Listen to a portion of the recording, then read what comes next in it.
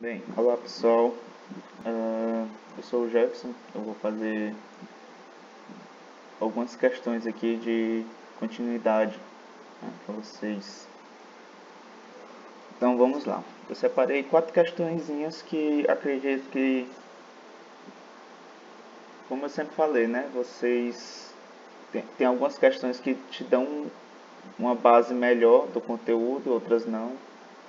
Acredito que essas são questões importantes, né? Então bora lá.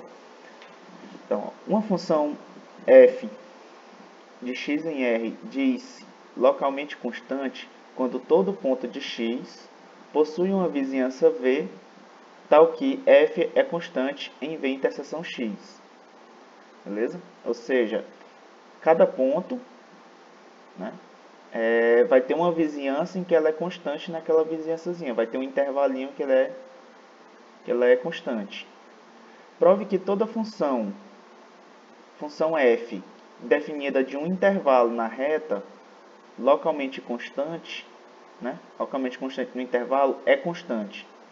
Ou seja, se ela for constante no intervalo, né? E for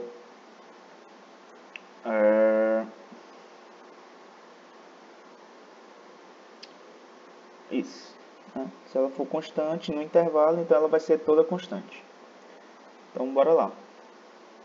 Então, eu vou pegar um elemento, né? Vou pegar um A pertencente aí, beleza? E eu vou definir alguns conjuntos. Quais são esses?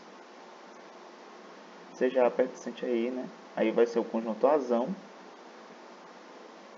Vai ser os x pertencentes a I, né? X pertencentes ao intervalo, tal que f de x vai ser igual a f de A.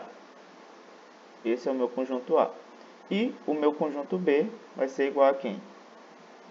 Vai ser os meus pontos x pertencentes a I, tais que f de x é diferente de f de A.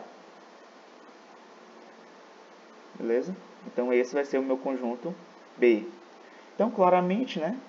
Se você pega um elemento x pertencente a I, ou ele está em A ou ele está em B, né?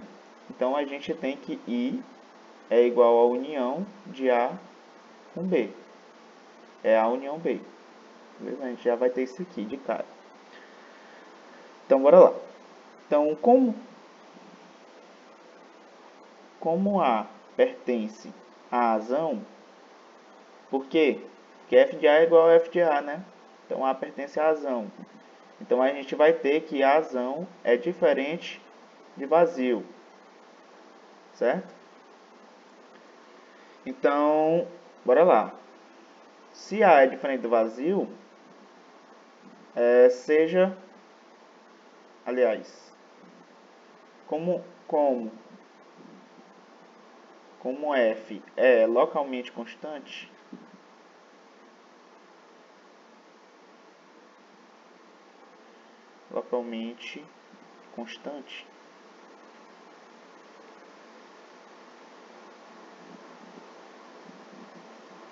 como f é localmente constante, o que a gente vai ter?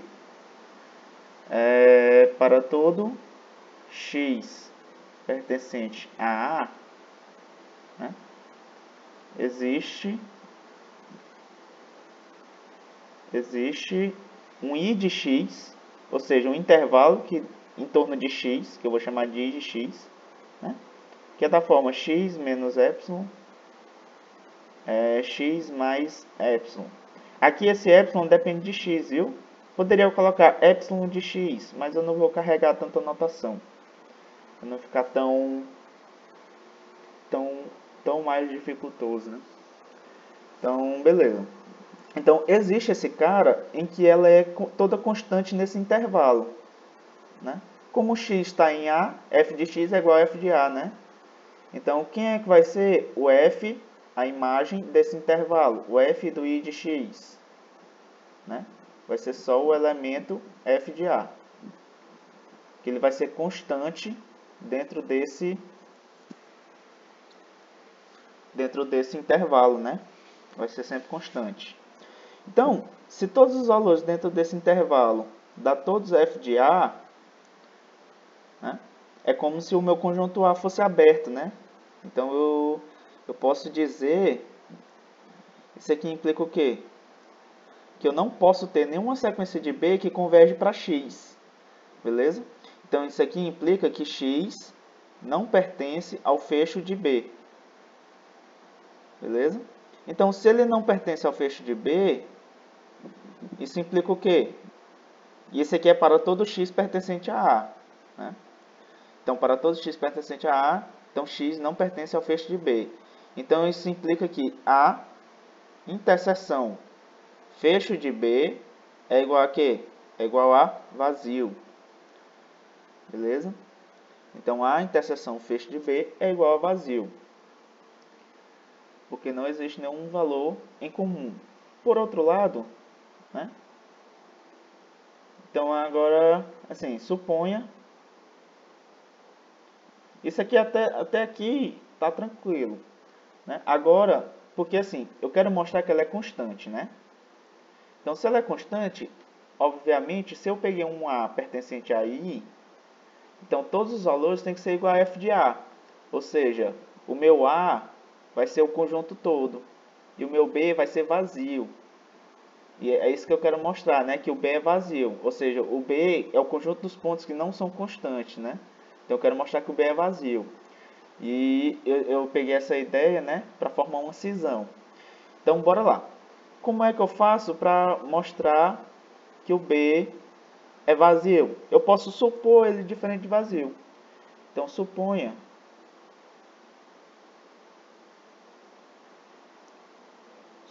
que B é diferente do vazio. Beleza? Então se o B é diferente do vazio, então existe um elemento lá, né? Então dado arbitrariamente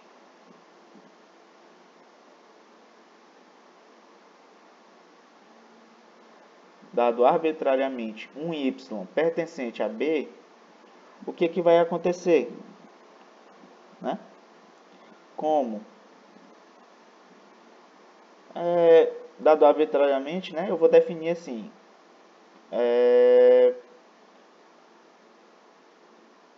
Com f de y, eu vou chamar de um C, que depende de y, beleza? Que como ele tá no y está no conjunto B, isso aqui tem que ser diferente de f de A. Beleza? Então tem que ser diferente de f de A. Como f é localmente constante, né, utilizando o mesmo argumento, então existe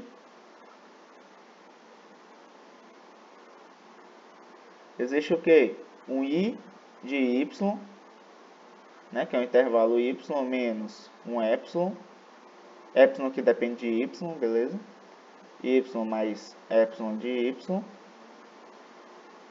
é tal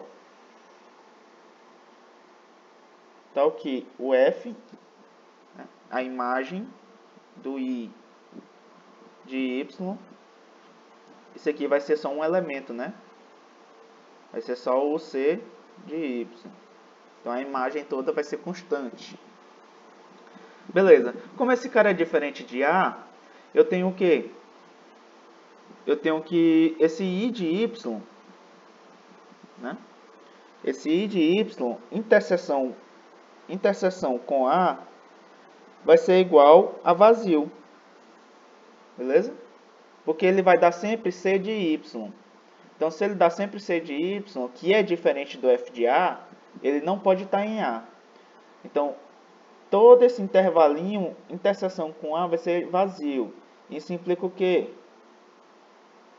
Que para todo Y pertencente a B, que é o mesmo argumento, eu estou só repetindo o argumento. Então, para todo Y pertencente a B,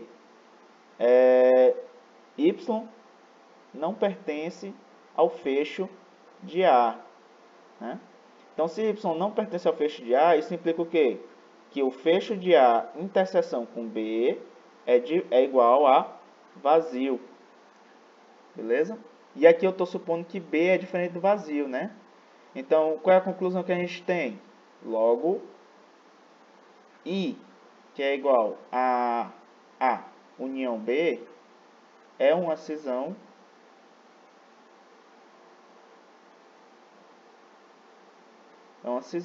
não trivial. Porém, o I é um intervalo. Então, a única cisão que um intervalo aceita é a cisão trivial. Então, eu acho uma cisão não trivial, né? Então, isso aqui dá um absurdo. O absurdo está onde? Em supor que B é diferente do vazio, né? Logo, B é igual a vazio. Então, se B é vazio, significa o quê? Implica como I é igual a união B, significa que A é igual a I. Ou seja, quem é o conjunto A? É o conjunto em que todos os termos, né, são iguais a f de A, ou seja, é tudo constante. Então, se o A é igual a I, todo mundo é igual a f de A. Ou seja, isso aqui, como A é qualquer, né, como A é qualquer, então ela vai ser constante em todos os pontos. Então, aqui acaba a demonstração da questão. Essa questão ela é muito boa, né? No sentido de você ter que usar artifícios que demoram um pouco, né, para você perceber. Não é uma questão fácil, mas acredito que deu para pegar a sacada aí.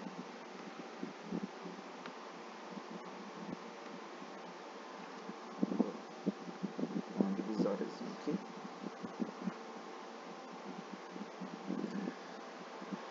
Então bora lá. Solução. Ele fala assim: seja f definida do 0, 1, fechado, em R contínua, tal que f de 0 é igual a f de 1. Prove que existe x pertencente a 0 a 1 meio, né, metade do intervalo, tal que f de x é igual a f de x mais 1 meio. Né? Prove o mesmo resultado com um terço em vez... Aí aqui está meio cortado, porque eu não tá meio torta a questão. Aí depois ele pede para fazer isso aqui num caso geral. Beleza? Então eu vou fazer logo num caso geral, que não vai ser a solução. Então, ó, seja um P positivo, né? É um número real, P é um número real. Um P pertencente aos reais. Né? Aí eu defino a função f saindo de 0 a 2P, beleza? Que vai sair em R. Observa, eu estou fazendo a mesma coisa. Ó. Aqui sai do 0, 1, beleza? Aí ele vai mostrar. Aí tá o quê? Né? O f de 0 é igual ao f de 2P. Os extremos do intervalo são iguais, né? A imagem dos extremos, né? Contínua.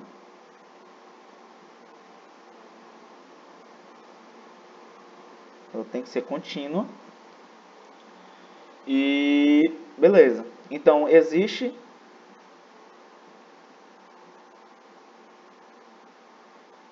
C pertencente ao intervalo 0P, né? O que é 0 a 2P? Então existe C a metade do intervalo, que é 0 a P.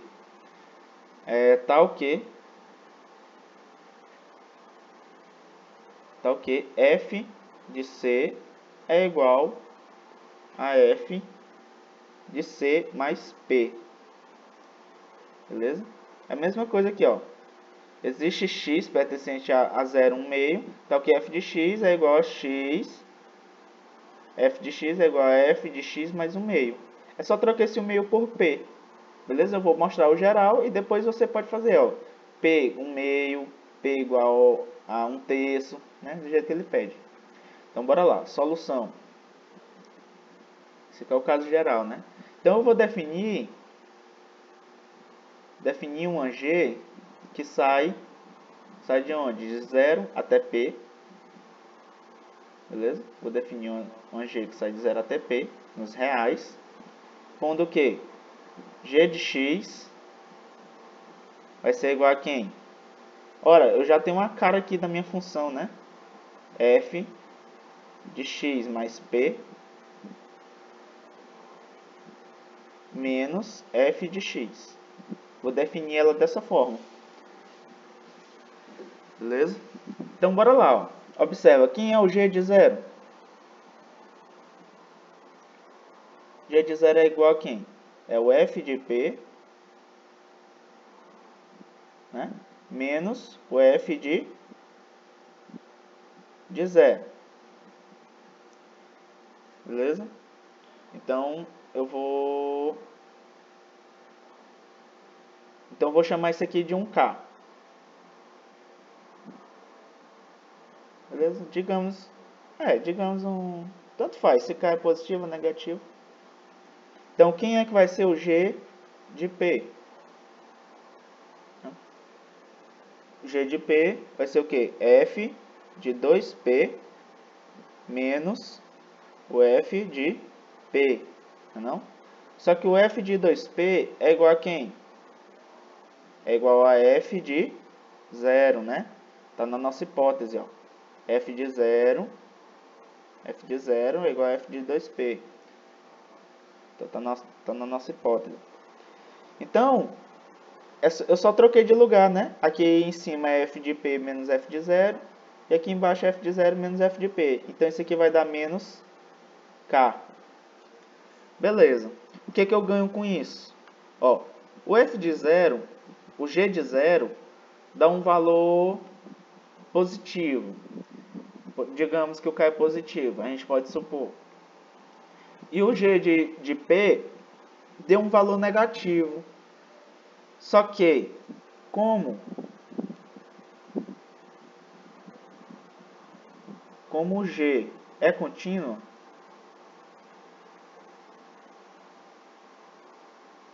por que G é contínuo? F é contínuo, beleza? Então eu tenho uma subtração de funções contínuas. Então a subtração de funções contínuas é contínua.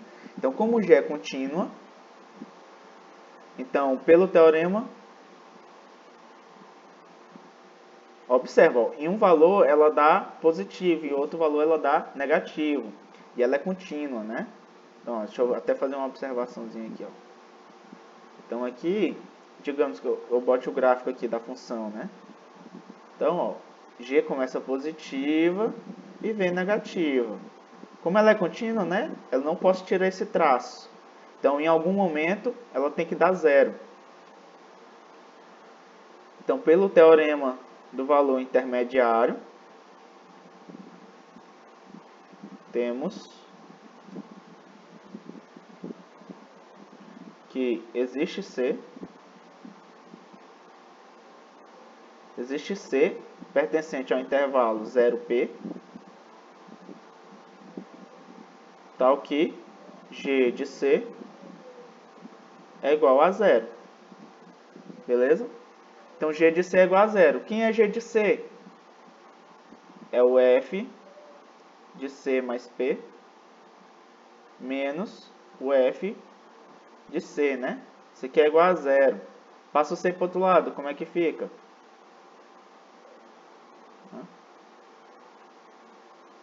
Ou seja, F de C mais P é igual a F de C. Que era o que eu queria demonstrar, né? Queria demonstrar aqui que existe esse C, né? Mostra que existe esse C pertencente a 0P, tal que F de C é igual a F de C mais P. Aí você troca P por um meio. É a mesma demonstração, é a mesma coisa. Então, bem tranquila essa questão. Depois, se você tem a sacada,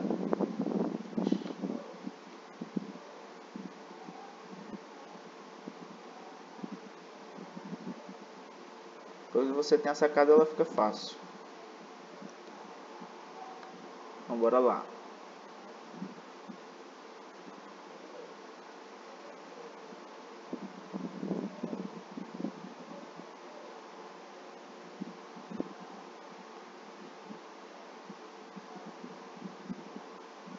Vou botar muito perto aqui essa questão.